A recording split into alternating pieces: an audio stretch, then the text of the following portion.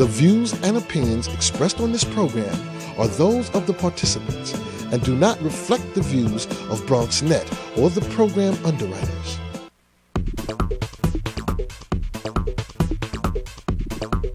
BronxNet. Your voice, your views, your vision.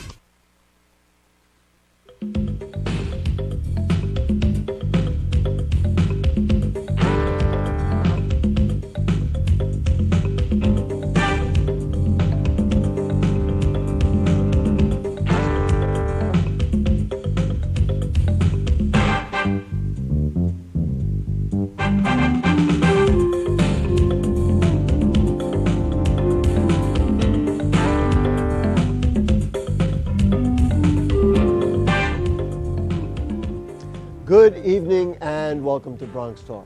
Though it has not been announced officially, there are indications that the Department of Education is ready to close DeWitt Clinton High School and other Bronx schools as well. In the case of Clinton, which has one of the most prestigious and largest alumni associations, as well as a century-plus legacy in the Bronx, there has been significant opposition. In fact, both of tonight's guests are directly opposed to the DOE taking this action.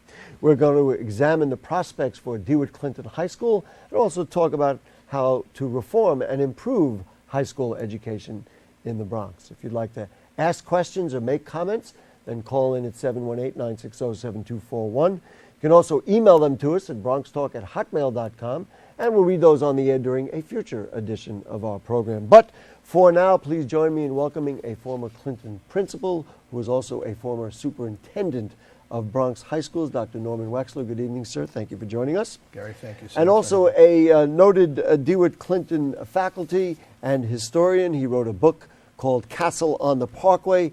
Welcome back to the show, Jerry Pellison. Nice to see you again, sir. Good to see you. Dr. Wexler, let's start with you.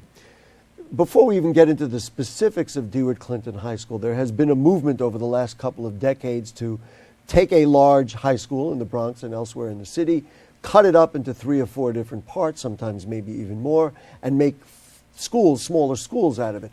Has that been a successful experiment, a successful way to improve education in the city of New York? It's a great question, Gary. Looking back at the turn of the century, turn of the millennium, there were a number of very large high schools in the Bronx where the situation was very dangerous. It wasn't a healthy environment. Very few students were graduating. And there were many of us, including folks at the Gates and Carnegie and Soros Foundations, New Visions for New Schools in New York. The Department of Education felt that it was imperative that those schools be reorganized into smaller schools. So campuses such as Morris and South Bronx High School were in fact transformed into smaller schools. And I think objectively, if you were to walk through those schools today, and I'm walking through them all the time because I'm coaching many young high school principals, those buildings are remarkably safer, and the graduation rates are considerably higher than they were in those days. So in some cases, it can work, and it has worked. I believe that's true. Having said that, you are all over YouTube now and talking very vehemently, and you emphasize very strongly that you don't think DeWitt Clinton High School should be handled in this same way. Why is that? New York City is one of the most diverse cities in the world. And I think that what we need is opportunity and choice. Choice for students, choice for parents. And I don't think it's appropriate to have all small schools or all large schools or all specialized high schools or all vocational and technical or career and tech high schools or transfer schools. I think that what we need is many different high schools that meet the needs of many different students. And so I think what we want is diversity and choice and opportunity. And it certainly was never my intention to destroy or to take actions that might lead to the destruction of virtually all of the large high schools in New York City. Even though in some cases, as a superintendent, you thought it was a good idea in the cases you just mentioned to reorganize those schools, those larger schools. No question about it.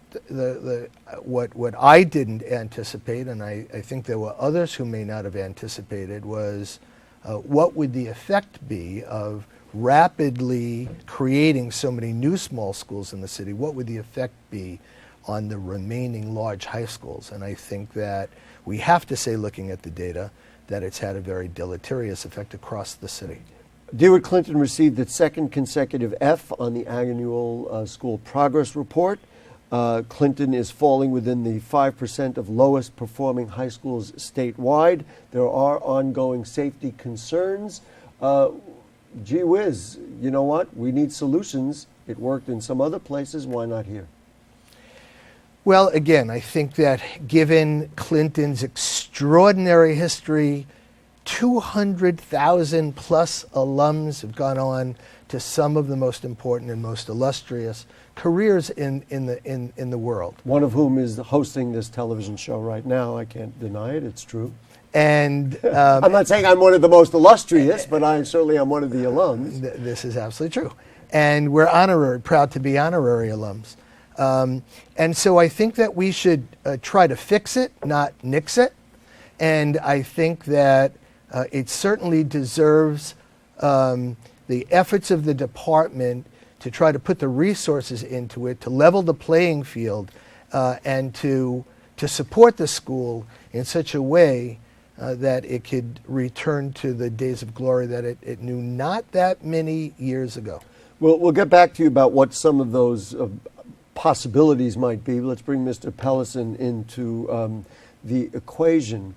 Is this about simply preserving the legacy, which is considerable? Mr. Wexler has referred to it. Many of us have known about it. You wrote your book, Castle on the Parkway, about it. We've documented it on this show. It's a matter of public record. This has one of the most illustrious alumni in the world.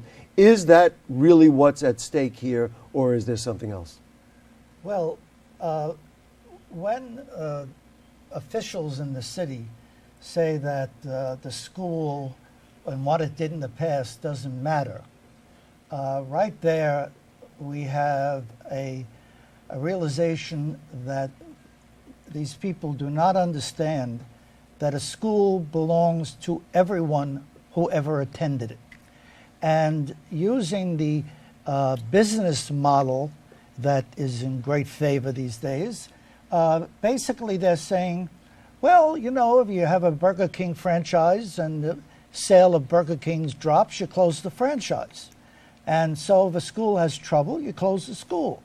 But the school isn't the Burger King franchise. It's a place that has tremendous feelings for it by alumni, and that is very important to maintain. And so you wouldn't just want to destroy that. But if I could add something to what Norman said, one of the things that's a real problem here is we can talk about the school getting into trouble in the last decade, but we have to ask the question, why?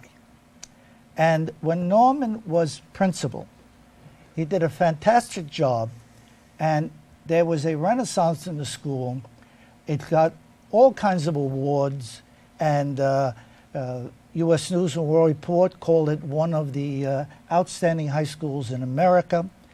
And then we find a decade later that it's labeled as F. And the question that must be asked, and we have to do this not in legalese but in BronxTalk. Okay? That's what we do here. We have to do it in BronxTalk. What happened that the school that Norman left us with became this terrible situation? And what complicates it is the fact that during that same period, the city of New York was spending hundreds of millions of dollars to reform its schools. So they put all the money in, and rather than do better, you're saying in the case of DeWitt Clinton. It begs a question. Well, It you know begs what? a question. We have some people who called in, and we're going to get to those in a moment. Dr. Wexler, it has been reported, and I don't know if you were one of the people who had said it in your statement at Clinton the other night, that low-performing or lower-performing students had been infused into the school. Some, in plain Bronx language, as Mr. Pellison wanted to use, said it became Bronx talk language. Bronx talk. Okay, it became a dumping ground, and they said, well, you know what? All the schools that we're renovating and reforming right now, we don't want these students there, so we'll put them into this school. Is that, in fact, what's happened at DeWitt Clinton? When brand new schools, small schools are formed, they're formed with about 108 students very often. It starts with just one 9th grade incoming class. And it's very, very difficult to put particularly difficult, dangerous youngsters, and there are youngsters that are coming out of institutions all the time, safety transfers and gang activity. And so right now you have Clinton High School has over 900 students who are bilingual students, over 600 students who are special education students, 500 students who are overage for grade. All of those students have to be and can be and should be educated. But they come in with great needs, and those needs need to be addressed.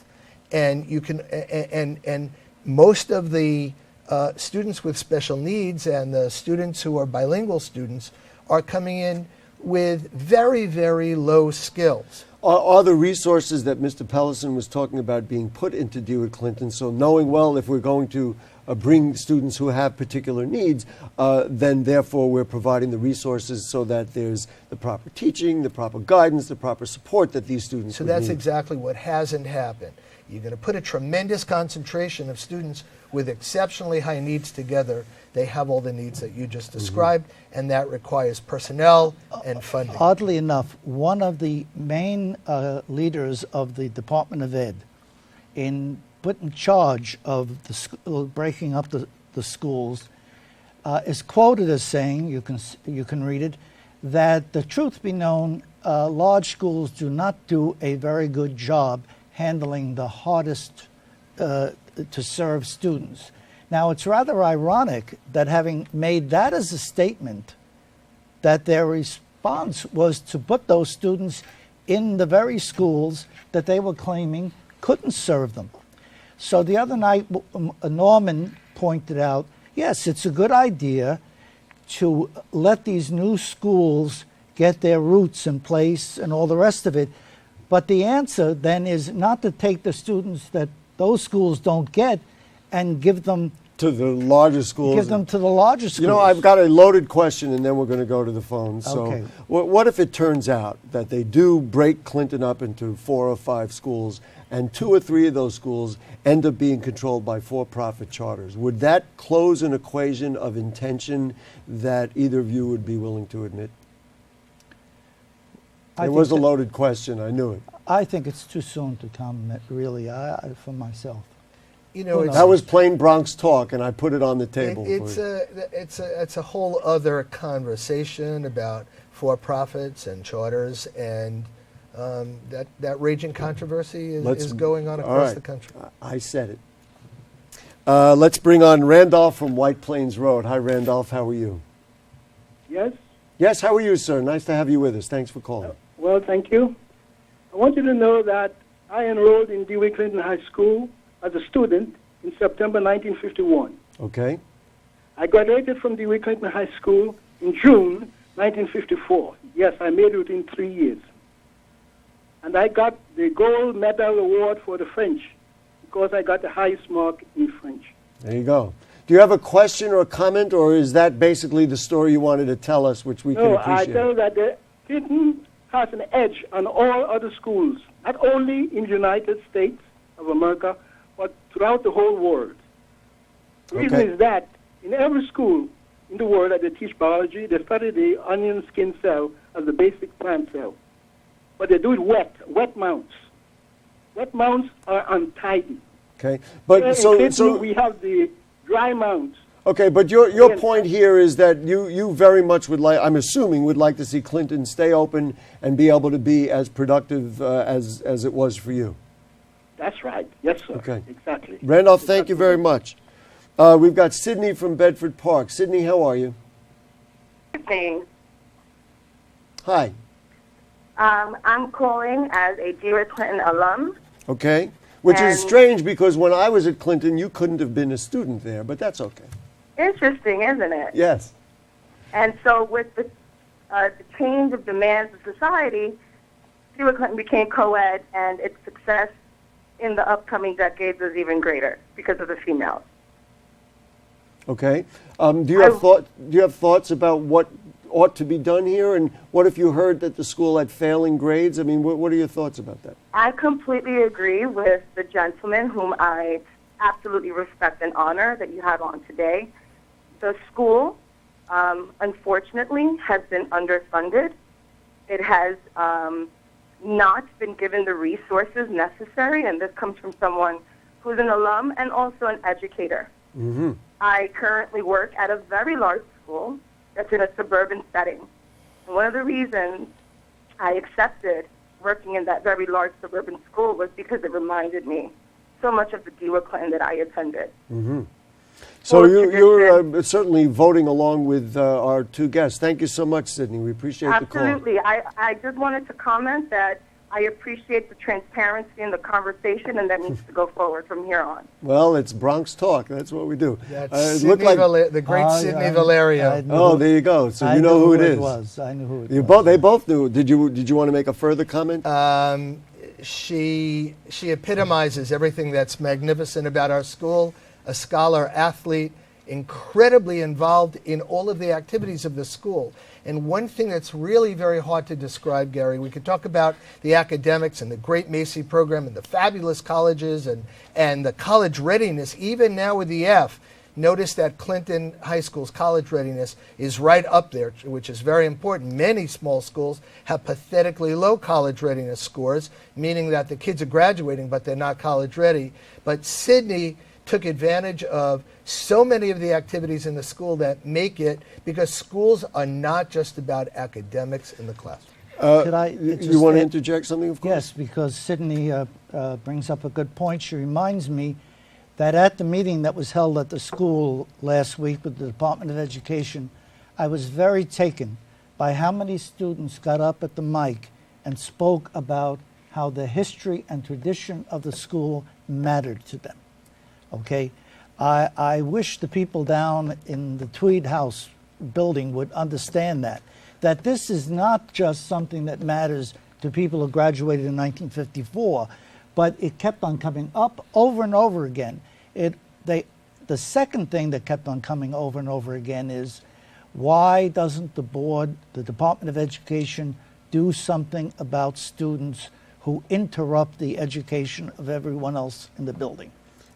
So now, does this come down to the resources we addressed before? Well, it comes down to a whole... I mean, or then do you blame the large high school and the principal and say, you know what, the school is too big to manage because students are disrupting the classroom? But there's another factor, Gary. For example, oftentimes citywide, schools are capped, and that expression means that there's a realization that at a point certain, the school is full, it's over capacity, and at that point we say, it's going to be a dangerous situation and you can't accept. It's like fire capacity in any room. It's not safe. And so one of the things that needs to happen if Clinton has a chance of surviving and becoming successful again is that it must immediately be capped, and in fact it has to be somewhat downsized, and some of those students whose needs are so enormous that they can't appropriately be met at Clinton High School have expedited opportunity to transfer to more appropriate educational settings so that Clinton could do the work for which it was intended. Let's go to Robert from the South Bronx. If this is the same Robert, we haven't heard from him in a little while. How are you, Robert? Gary, how are you? Oh, it is the same, Robert. Nice to talk to you. Yes, it is. Now, I was the PTA president at JFK High School for 4 years. I recall. And, you were on the show at that time, too, yeah. Yes, I was on the show. Now, the smaller schools, in my opinion, like Kennedy and Stevenson, such great buildings, but these things don't work. I think one of the key components is the parent base. some of these schools, including Clinton, the parents are, I mean, it's just a low number of parents that come out to support their kids. And without the parents and a good administrator, not a bad principal, like I've witnessed at Kennedy, but a good administrator, strong parent base, and there's still no guarantees the school's going to be successful. But anytime you don't have the parents involved, I mean, in my 4 years at Kennedy, I've seen such a poor type of parent. Well, so Okay? here's the think Robert. nothing positive. Thank you very much. It's a fantastic question. To me, that's a very important equation, but it doesn't fit into this because the parent involvement could be either whether it's a big school or small school. Am I getting that right? In other words, the size of the school doesn't matter. It's a matter of the outreach of the school to the parents. Well, everyone will tell you that family life will matter. And I remember President Obama speaking on a show about education last week, and he slightly went to the idea that we have to realize that there are certain people in our country whose family life has difficulties and make it very difficult for them to learn. And we appreciate that. We understand that, but the medicine that will be needed to help those students shouldn't be applied in such a strong force that it becomes a medicine that's toxic and kills everything else while it's at it. And that is what has happened over the past 50 years, in that understanding that certain students need a certain care, we've relaxed certain standards that we can't control. Those relaxing of standards keeps on swelling and getting higher and higher. Let's go. We have some more calls. I want to get to as many as we can. Ashley from Bedford Park, right near here. Hello, Ashley. How are you? I'm good. How are you? I'm fine. What's up? I just wanted to talk about Dewey Clinton's AP courses. Because we got an S in Dewey Clinton, they forget that we also have a B for college preparedness. And at this time, that's what high school is for, to prepare students to college. So B is really good for our school, and they completely forget that we have such great AP courses. Oh, I see. Ashley, so you're a student. And students who really excel in AP courses, so I think that's very important to remember. So you're saying that some of the standards are higher, and that's why maybe some of the grades are not as strong. No, not exactly. I believe that we have AP courses, and many students excel from the AP courses. So, do you like being a student at Dewey Clinton High School? Yes. And do you think the school should be closed because it's either unsafe or that students are not getting the kind of education that they should be getting? Definitely not, because I believe that I'm getting a great education at Dewey Clinton, and I'm a senior now, and I think I'm really prepared for college. So I do not think Dewey Clinton should be closing down. Gee whiz, I don't know if either of you can add anything to that. Well, I can tell you that strong. she makes a fabulous point, because there are so many students in Clinton who are doing well and getting a good education. And when you talk about closing the school to help those who don't do well, you're hurting more than half of the students, more than half of the students who are doing very well. Okay, we got to be quick. I want to grab a couple of more calls. Go ahead. I think, to be fair, there are some students who need or want a very small, closed environment, who work better in that environment, and I think that's wonderful. That's why diversity... Could that be created in Dewey Clinton? It could. I mean, I be honest with you, I recall being in a program, they called it the scholarship program at the time, and we had an insular kind of program, and we traveled together. But there are some youngsters who have such great needs and actually are more comfortable, just as there are some youngsters who want to go to very small colleges and others want to go to Penn State. And so I think that there's room in the city and a need for all of these different schools. Tyrone from the Northeast Bronx. We got to be quick. We want to fit everybody in. How are you, Tyrone? I'm hanging in there. I'll try to make it quick. Sure. I have a daughter that goes to Clinton right now. She's a junior. First of all this talk about the schools closing has been a very big distraction on her. Really? Coming home from school, is doing her work and everything. And also, So what can we do, for the kids to keep them focused, the ones that are juniors and going to the seniors, to make them want to continue to go to Clinton? And I have a daughter that's coming in through high school that now doesn't want to go to Clinton because she hears of the closing. Right. And why are we not hearing from the principal that's the principal running the school right now? Well, it's a good question. Thank you, Tyrone. I believe she's about to retire. If Ms. Ambrosio But is about to retire. She has been very active and has been working very hard. But we do have to understand that she's also an employee. This is okay. She does not have the freedom to go out in front of the building. This with is a a new concept. Can we get Neil from Florida? I have to guess that he's a Clinton alum. Neil from Florida. I don't know if that's going to work for us. All right, Neil. Sorry, Florida's feeding back. Mr. Pellison, you brought us this Magpie, which is what I recall to be the literary magazine, but to this day, DeWitt Clinton is producing a literary magazine, unlike probably what other high schools are doing. This is a magazine that began in 1904. It has a great history, and it has, this is where James Baldwin got his beginnings, and Patty Chayefsky, and Richard Avedon, and a whole load of people that worked for this magazine.